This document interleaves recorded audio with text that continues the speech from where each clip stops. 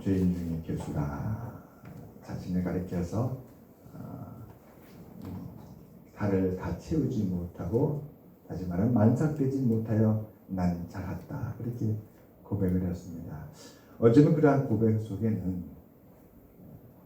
자신은 예수님을 핍박했던 자고, 또 신앙생활을 하기에 가장 좋은 환경과 조건에서 자랐고, 그리고 그런 혜택을 받았음에도 불구하고 예수님을 믿지 않고 핍박을 했는데, 자신과 정반대에 있던 사람들, 어부요, 또 세리요, 노예요, 그랬던 정말 전혀 신앙을 가질 수 없는 비천한 자리에 있던 사람들이 도리어 예수님을 영접하고, 또 예수님을 믿는데 정말 순수한 마음으로 믿고 또 열심을 다해서 신앙생활을 하는 모습을 보았을 때에 그렇게 자기 자신이 참 작은 자구나 하는 것을 느끼지 않았을까 싶습니다. 오늘 아침에 우리 혜지 선생님 어디 있어요? 앞에 계시네. 아침에 찬양인도 잘 하셨는데 우리 장로님 인도하시는데 소리가 좀 잘 안 나는 거예요. 그리고 오전 예배 기도하시는데도 소리가 잘 안 나고, 그래서 보니까 마이크 이것이 꺼져 있었어요. 이게 올라가야 되는데, 우리 엄무사님도 왜 마이크 소리가 잘 안 날까? 이게 마이크 소리가 지금 보니까 꺼져 있는데, 마이크를 이렇게 올려야 되는데, 제가 생각을 했어요. 우리 성도님이 참 훌륭하시는구나. 그런 게 개의치 않으시고 정말 순수한 마음으로. 저는 오늘 엄무사님 기도를 듣고, 또 오전에 우리 장로님 기도 듣고 하나님 앞에 더 잘 예배드릴 수 있었고 참 감사하였습니다. 그래요. 조건이 열악함에도 불구하고 이렇게 더 신실하게 하나님께서 받으실 귀한 예배와 또 기도와 찬양을 할 수 있다는 것 참 감사합니다. 제 느낌입니다. 저의 묵상이었습니다. 예.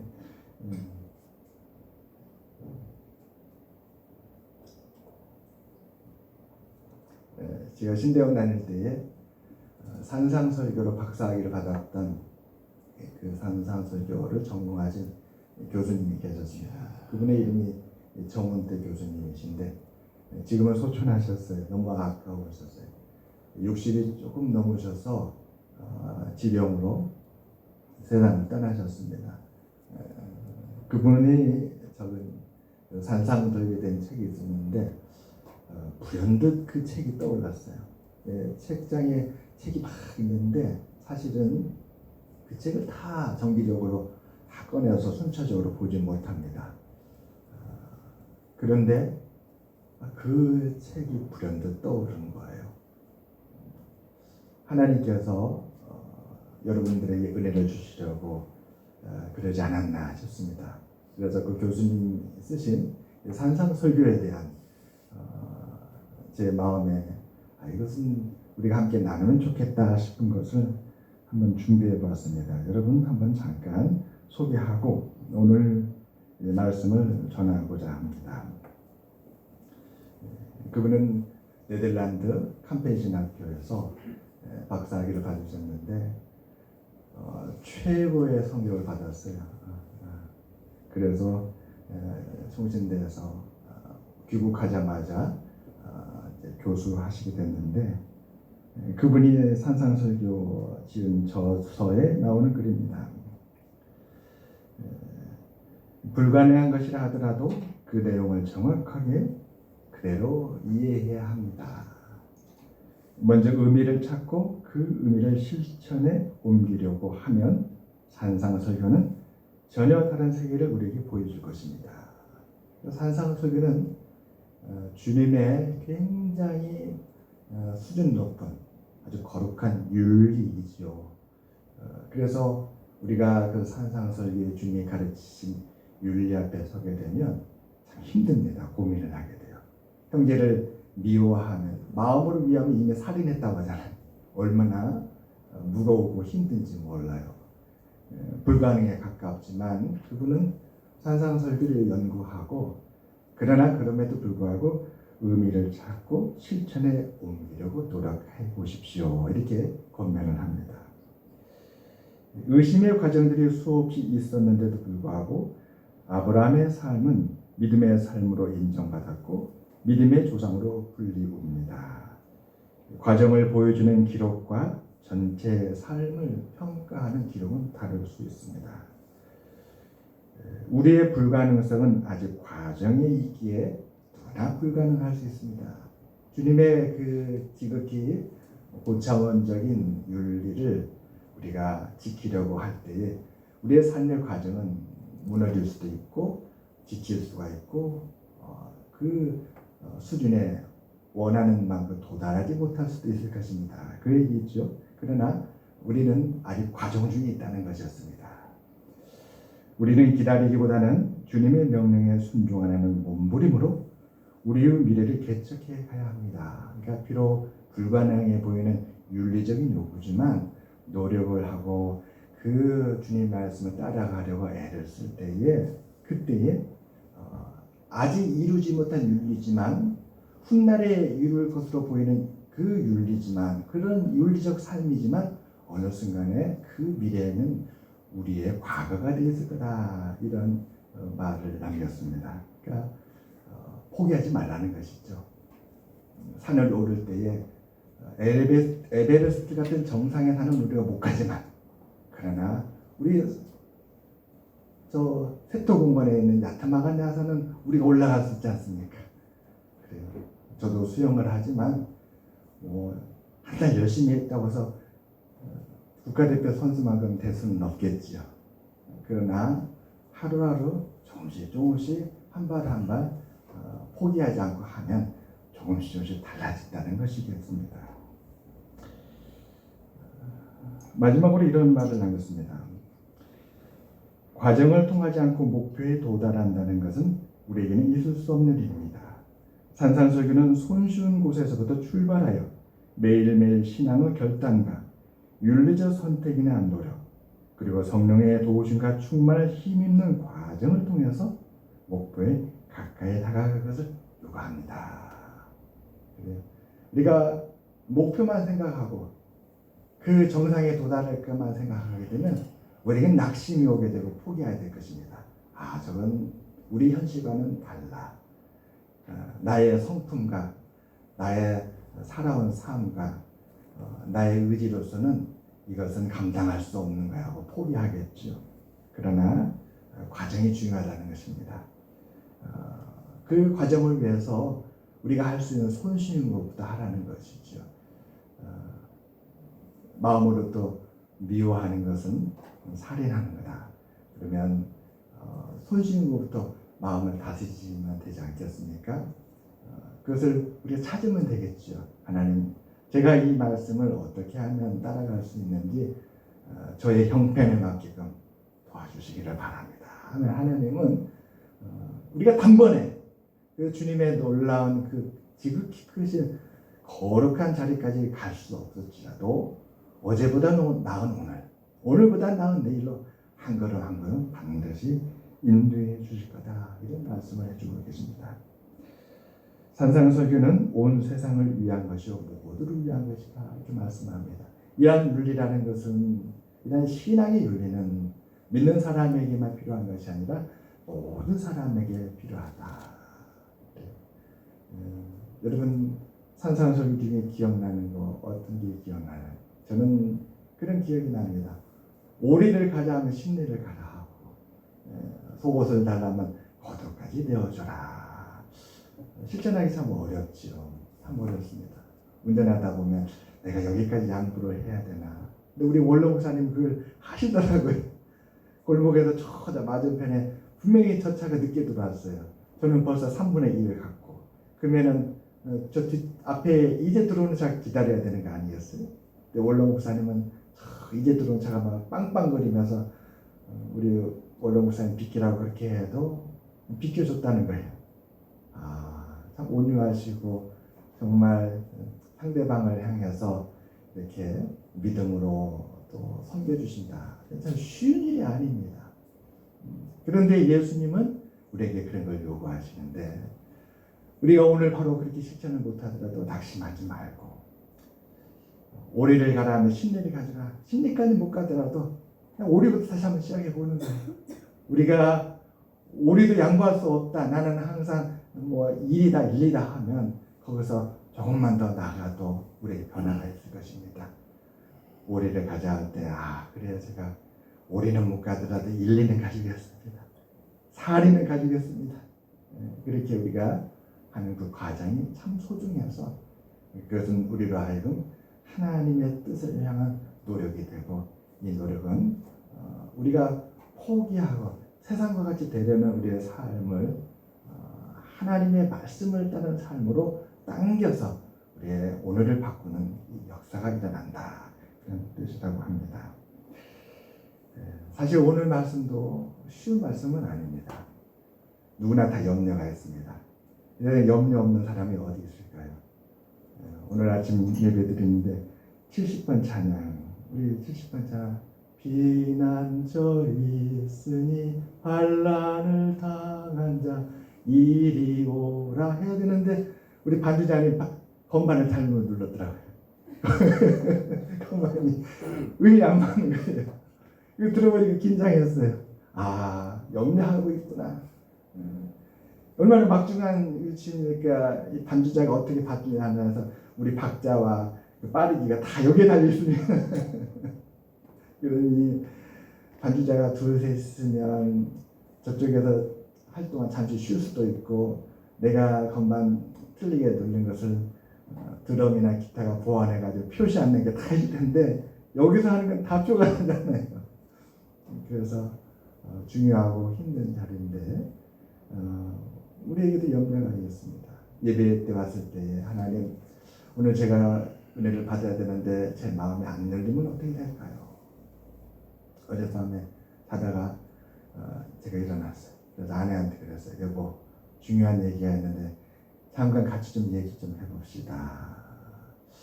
나는 이 하나님이 내게 주신 생각이라고 생각하는데 우리 교회가 나아갈 방향, 우리 교회가 이런 교회가 되었으면 좋겠습니다. 정말로 이곳은 필요하고 너무나 중요하고 그래서 사람들이 이곳을 오고 싶어하고 이 교회와 교회의 예배가 삶에 너무나 소중해서 와야만 하는 그런 교회가 됐으면 합니다.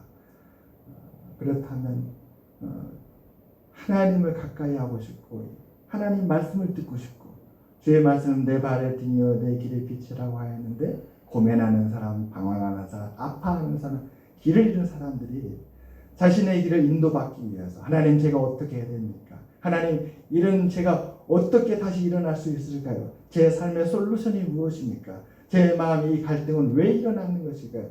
하나님 아버지 제가 하나님께 나서 깊은 평안을 누리면서 내 마음의 무거운 짐과 멍에를 다 내려놓고 싶습니다 하는 분들이 와서 그 은혜 가운데 이르러서 하나님께 예배드리는 것과 이 교회는 내 삶에 정말 중요한 오아시스구나 라고 느끼고 이렇게 사람들이 교회에 왔으면 좋겠습니다. 이런 교회가 되었으면 좋겠습니다.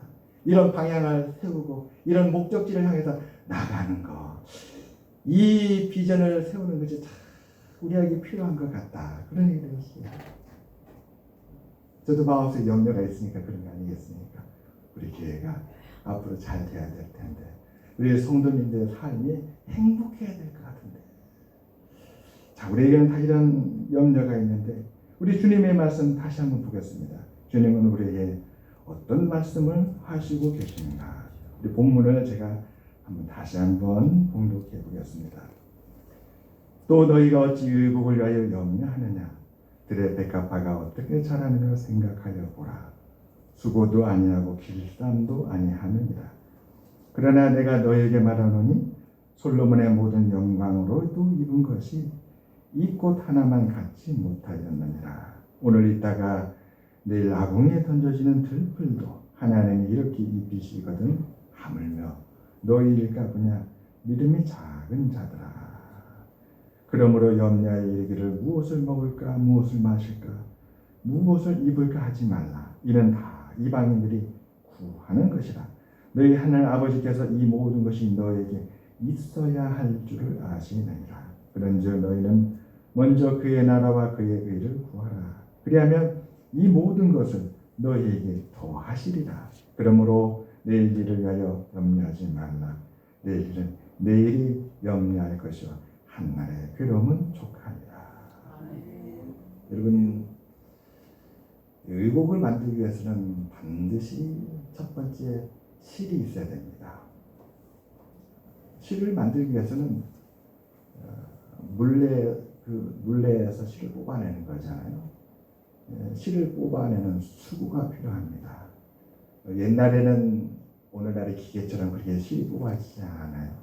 요즘은 기계는 자동으로 막 분당 굉장히 빠른 속도로 모터가 돌아오면 실이 뽑아져 나옵니다. 그러나 목화에서 실을 뽑을 때 이 수작업은 굉장히 수고가 많이 들어갑니다.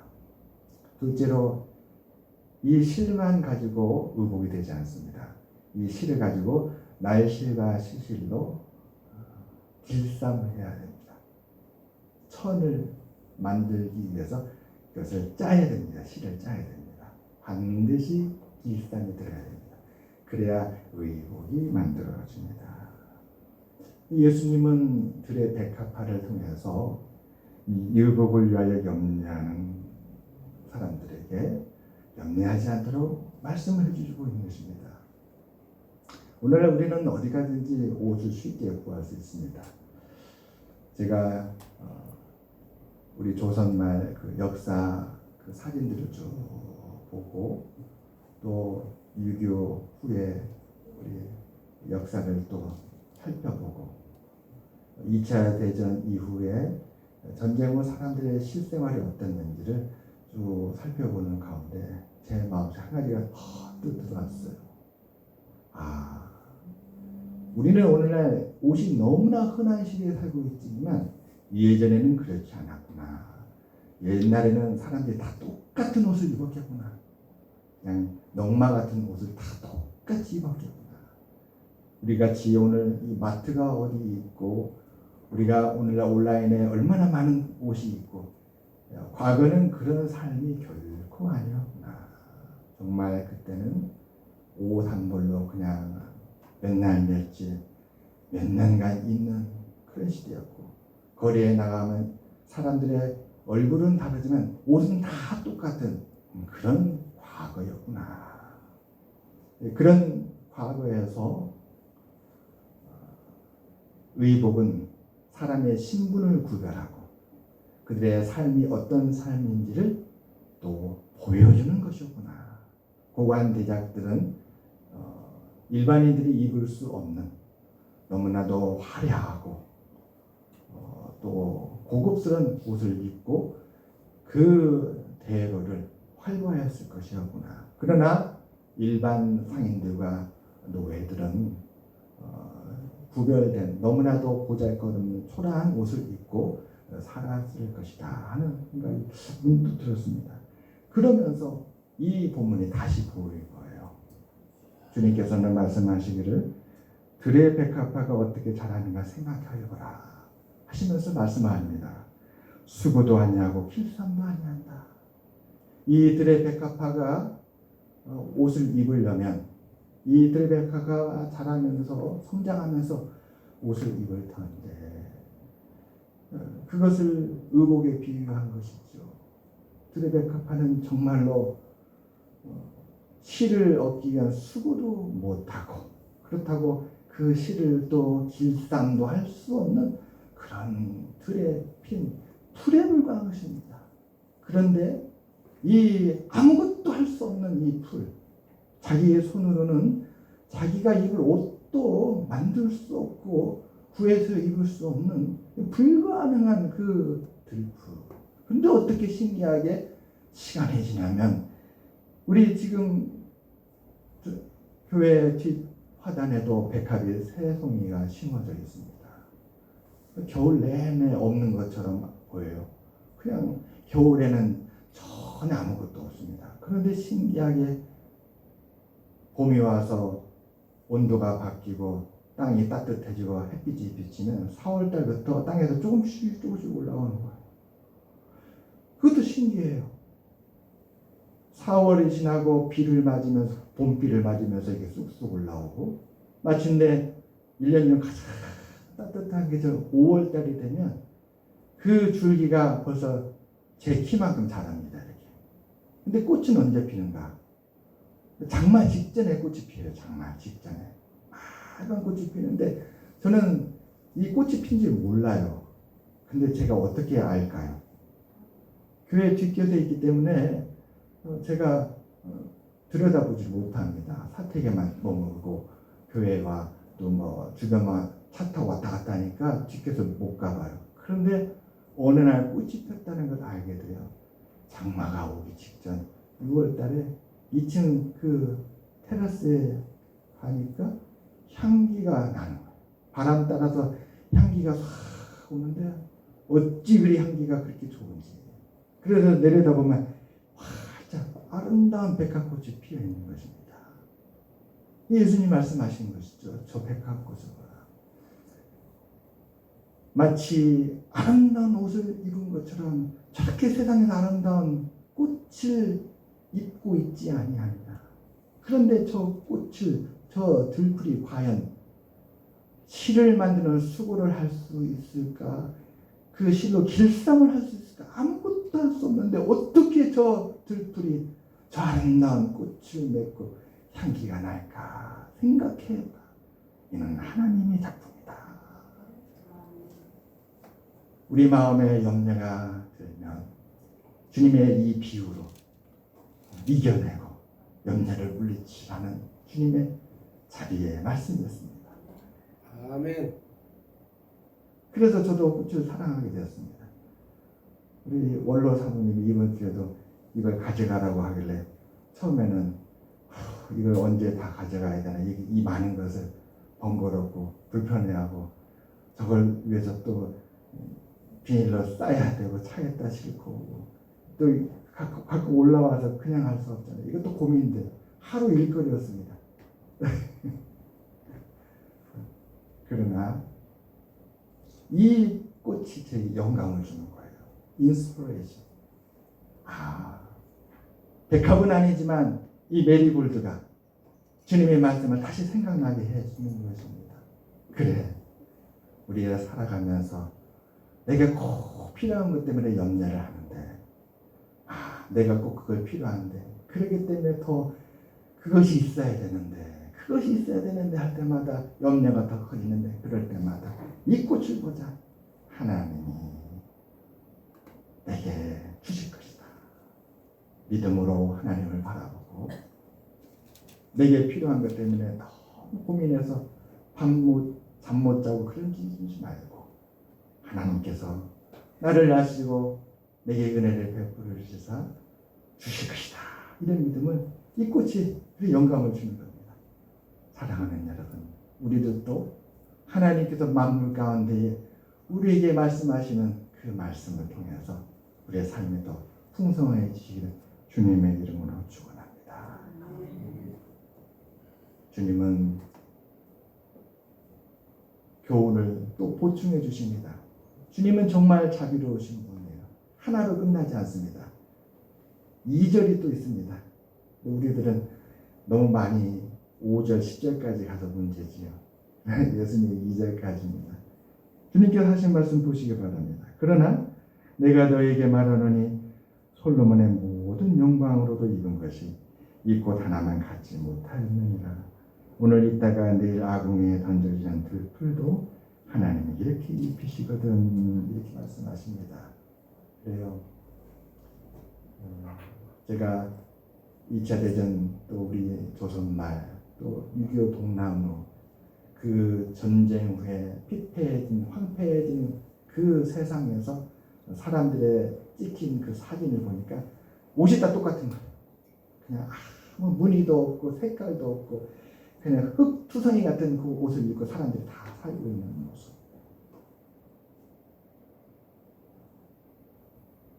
그런 세상에서 솔로몬의 영광은 모든 사람들이 다 흙투성이 같은 파란 옷을 입고 있는데 유일하게 솔로몬은 그 권세와 그 부와 영광으로 세상에서 가장 아름다운 옷을 만들어서 입을 수 있는 유일한 사람이었습니다.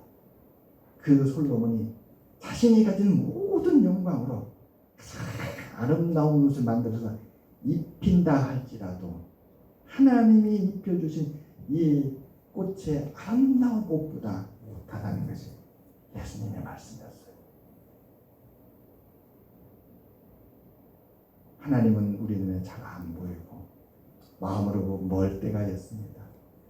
우리에게 필요한 것은 눈앞에 있고 그래서 우리가 조급해질 때가 있습니다. 그럴 때 우리에게는 시각자료가 필요합니다. 주님께서는 이 드레핀 백합화, 당시의 사람들은 드레핀 백합화 들꽃이죠. 사실 우리는 백합화로 이렇게 되어 있지만 주님의 마음속에 있는 심정은 이 세상의 모든 꽃일 것입니다. 당신은 농경시대였기 때문에 길을 가든 어디를 가든 꽃이 없는 데가 없었을 거예요. 그들의 삶에 필요한 것이 얼마나 많을까요? 삶은 너무나도 가난하고 열악한 환경이기 때문에 그들도 우리와 같은 마음으로 저 궁정의 저 솔로몬을 볼 때마다 얼마나 부러웠을까요? 그러나 예수님의 말씀은 그들의 마음속에 그들의 지책에서 항상 볼 수 있는 그 꽃을 바라보면서 우리에게 필요한 것을 주님이 다 하나님이 다 더해 주신다라는 믿음을 다시 되찾고 그러지 않았을까 싶습니다. 오늘 우리들도 이러한 믿음으로 하루하루를 하나님께 영광 돌리며 살게 되기를 주님의 이름으로 축원합니다. 기도하겠습니다. 하나님 아버지여 감사합니다. 우리 원로 목사님과 원로